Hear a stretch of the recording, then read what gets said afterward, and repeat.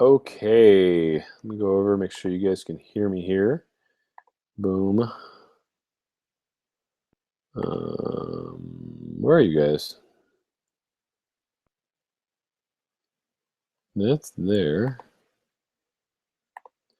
Here we go.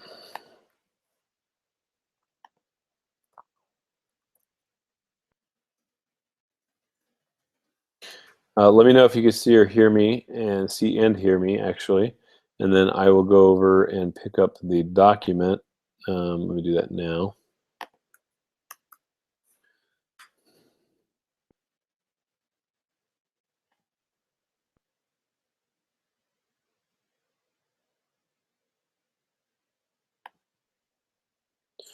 Oops.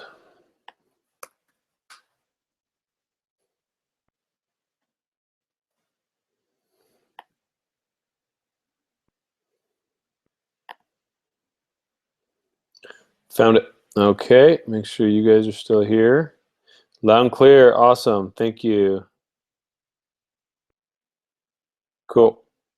Thanks, Lee. Yeah, I probably have a book somewhere around here in my house, but I'll get there. Okay, let me go over to the document. Actually, let me just grab a book.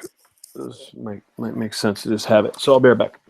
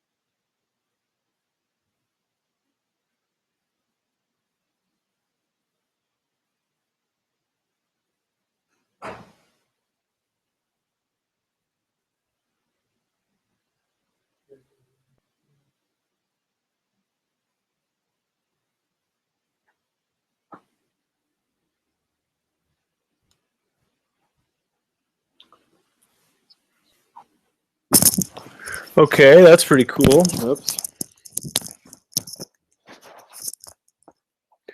I do not have a copy of my own book in this house, so I will do the call outs. And apologize. Actually went through 3 bookshelves and didn't see a single copy. I know I had them, so probably lent them out, or who knows. Okay, so going over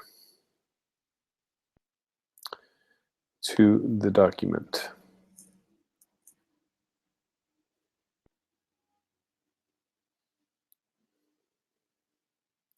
Oh, we're in the juicy stuff now.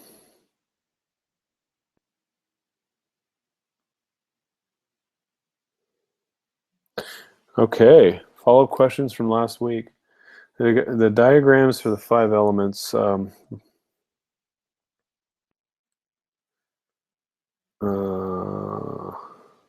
Oh, there weren't any. Okay, got it. Yeah, so page 214-15, the diagram for the 5 elements. If we're leaking our energy in the horizontal axis, why do you say the vertical axis is the basis of our major alchemical work? Isn't working on aversions and cravings also alchemy? Please explain. Yeah, that's a great question. So the actual alchemical transformational stuff that happens on the spirit level is the vertical axis. And so the only way you can do that is to clean up the horizontal axis so that you have that clear channel. So I think the implication there, and maybe it just doesn't read right, in the book that way, is that once you dig in and start really getting into the kind of essential practice, let me line up my windows here, the essential practice of clearing some of those cobwebs and getting some of the horizontal axis stuff down, then you can get into the real spiritual work that happens in that vertical axis. Page 215, can you give some other examples of aversions bundling together besides the one on race that you discussed? I don't need to call out here because I know exactly what we're talking about.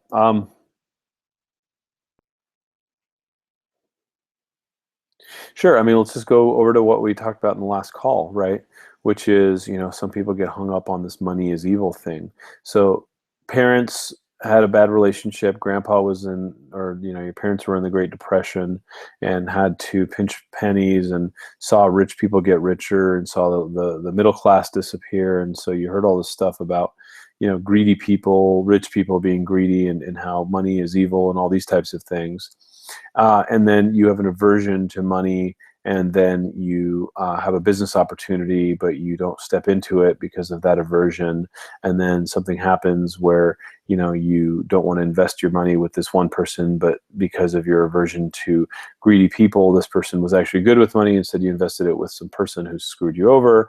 And then all of these aversions start becoming part of a cluster of thought that builds this matrix or this kind of house of cards around you that is all kind of bundling these early kind of aversions into kind of a mega aversion where now you aren't going to date a successful man because you believe money is evil, but now you spend your entire life worrying about money because you married a guy that wasn't about the money, and now all you do is fight about money. So I think I think we're good on that.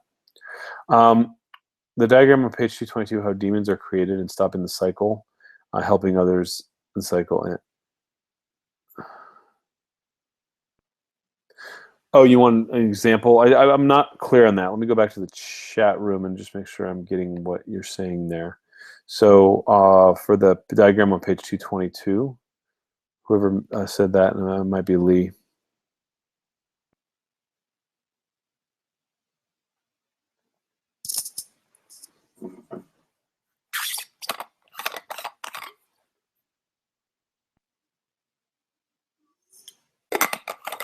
I know there's a delay, so.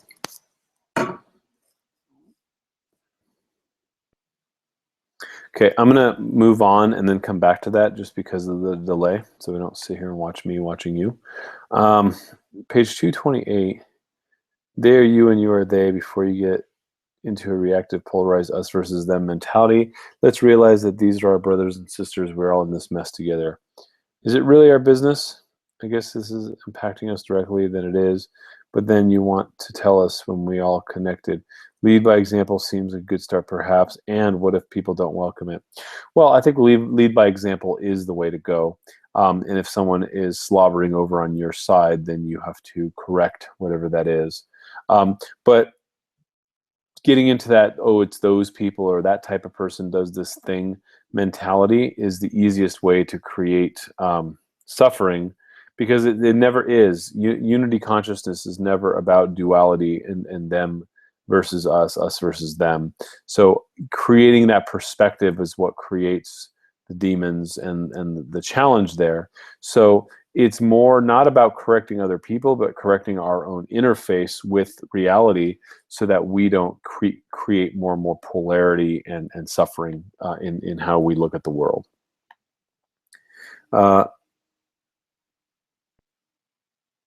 Okay, 222 is the one with the demons that I copied in the text. It's just referring to the general gist in the question. Gist and question next. Okay. I lost it. There we go. So On page 223, the demons kick and scream, then wither and die off. What do you mean by kick and scream? What can we expect? Well, they bring up anger, they bring up resentment, they bring up things that aren't things that we would normally say. They come up, they give us excuses and rationalizations for how we should, we can't change it, that behavior, or the world has wronged us. That's how they kick and scream. And so we just have to be incredibly mindful of that. And so as things come spinning out, we realize that those are demons gasping for air, and not necessarily, any sort of, big idea change that we just came on, because they will try to convince us otherwise. And so that's where we have to be hyper vigilant in all cases. We discussed this last week, but can you please talk us through the process of cutting the family, other umbilical cords that are in our energy fields? Sure.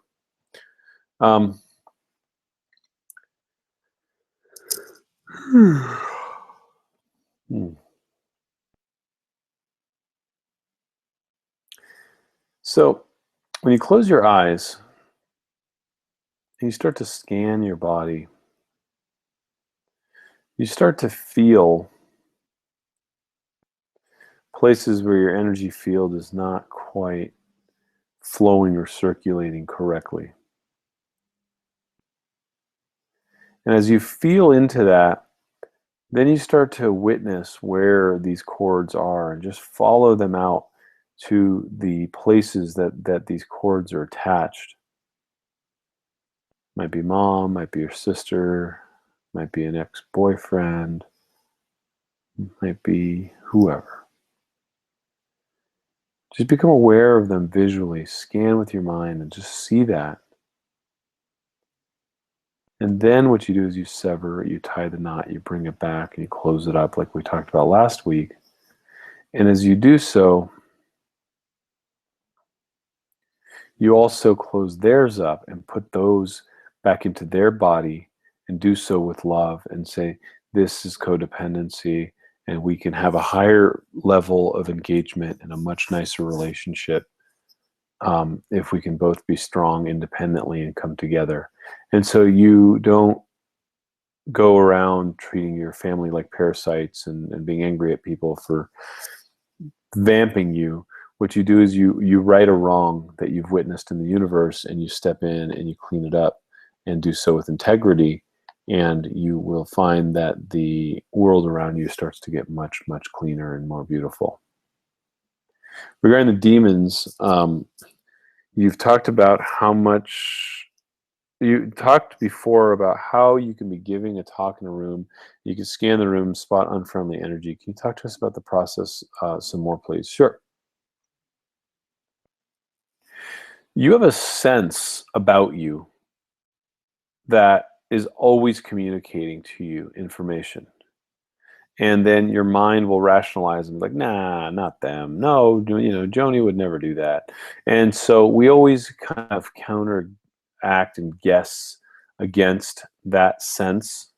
And so as you start to develop yourself in Qigong, and you start doing Shen Gong and all these wonderful things that teach you how to perceive and see energy, you'll get better and better at this. But you have that innate skill right now, which is just look around. Can you tell who has good energy and who has bad energy? Of course you can. Can you tell who you immediately are drawn to, and for whatever reason, people that you have an aversion to? Of course you can. Then the question is why, and what you do about it, whether you're going to be cool about it or, going to be judgmental about it, right? And so scanning a room, I can constantly perceive energy that is parasitic, and energy that is uncomfortable and is just, kind of dissonant with what's happening. And so, a lot of times I'll be in a room and I'll just see someone who, like, you look at them and they're just like trying to pull you in.